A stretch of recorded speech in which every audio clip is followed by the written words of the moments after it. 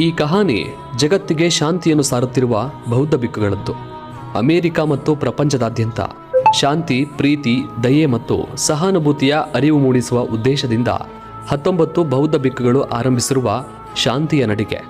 ಈ ಯಾತ್ರೆಯು ಯಾವುದೇ ಶಸ್ತ್ರಾಸ್ತ್ರವಿಲ್ಲದೆ, ಯಾವುದೇ ರಾಜಾತಿಥ್ಯವಿಲ್ಲದೆ ಕೇವಲ ಕಾಲ್ನಡಿಗೆಯ ಮೂಲಕ ಸಾಗಿ ಬುದ್ಧನ ಶಾಂತಿ ಸಂದೇಶಗಳನ್ನು ಸಾರುವ ಯಾತ್ರೆಯಾಗಿದೆ. ಗೌತಮ ಬುದ್ಧರೇ ಹೇಳಿರುವಂತೆ, ದ್ವೇಷವು ದ್ವೇಷದಿಂದ ಗೆಲ್ಲುವುದಿಲ್ಲ, ಆದರೆ ಪ್ರೀತಿಯಿಂದ ಮಾತ್ರ ಗೆಲ್ಲಬಹುದು. ಇದು ಶಾಶ್ವತ ನಿಯಮ ಎಂಬ ಸಂದೇಶವನ್ನು ಸಾರುತ್ತಾ ಈ ಬೌದ್ಧ ಭಿಕ್ಕುಗಳು ಸಂಚರಿಸುತ್ತಿದ್ದಾರೆ.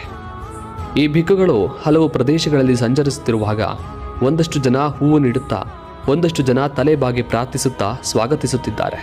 ಒಂದಷ್ಟು ಮಕ್ಕಳು ರಸ್ತೆಯಲ್ಲಿ ಊಟ ನೀರು ನೀಡುತ್ತಿದ್ದಾರೆ. ಹಲವಾರು ಕಡೆ ಈ ಬೌದ್ಧ ಭಿಕ್ಕುಗಳನ್ನು ಶಾಂತಿ ದೂತರೆಂದೇ ಶ್ಲಾಘಿಸುತ್ತಿದ್ದಾರೆ.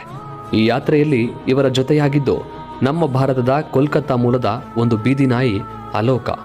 ಭಿಕ್ಕುಗಳು ಕರೆಯದಿದ್ದರೂ ಅವರ ಜೊತೆಯಲ್ಲಿಯೇ ಸಾಗುತ್ತಾ ಅವರ ಪ್ರೀತಿ ಕರುಣೆಗೆ ಶರಣಾಗಿ ಅವರ ದಿಕ್ಕು ದಾರಿ ಬದಲಾದರೂ ಅವರೊಟ್ಟಿಗೆ ತಪ್ಪದೆ ಸಾಗುತ್ತಿದೆ.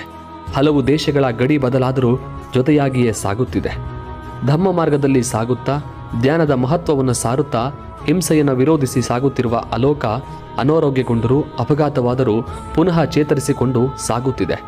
ಭಾರತದ ಈ ನಾಯಿಯು ದ ಪೀಸ್ ಡಾಗ್ ಎಂದೇ ಗುರುತಿಸಿಕೊಂಡಿದೆ. ಈ ಯಾತ್ರೆಯಿಂದ ವಿದೇಶದ ಹಲವಾರು ಕವಿಗಳು ಮತ್ತು ಲೇಖಕರು ಪ್ರಭಾವಿತರಾಗಿದ್ದು ಈ ಯಾತ್ರೆ ಮತ್ತು ಭಿಕ್ಕುಗಳನ್ನು ಕುರಿತು ಕವಿತೆ ರಚಿಸಿ ಅದರ ಜೊತೆ ಸಾಗುತ್ತಲೇ ಶಾಂತಿಯ ಗೀತೆಗಳನ್ನು ಹಾಡಿದ್ದಾರೆ. ಈ ರೀತಿಯಾಗಿ ಈ ಶಾಂತಿ ಯಾತ್ರೆಯು ಕೇವಲ ಆಧ್ಯಾತ್ಮಿಕ ಯಾತ್ರೆಯಾಗಿರದೆ ಕಲೆ, ಸಂಗೀತ, ಕರುಣೆಯ ಮೈತ್ರಿಯಾಗಿದೆ.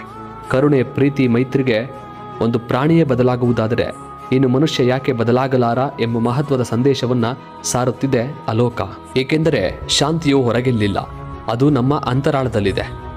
ದ್ವೇಷದಿಂದ ಏನನ್ನೂ ಗೆಲ್ಲಲು ಸಾಧ್ಯವಿಲ್ಲ. ಕರುಣೆ, ಪ್ರೀತಿ, ಮೈತ್ರಿಯಿಂದ ಮಾತ್ರ ಸಾಧ್ಯ. ಬುದ್ಧರೇ ಹೇಳಿರುವಂತೆ ಇದೇ ಸತ್ಯ, ಇದೇ ಜಗದ ಪರಿವರ್ತನಾ ನಿಯಮ ಎಂಬ ಸಂದೇಶವನ್ನು ಸಾರುತ್ತಿದೆ.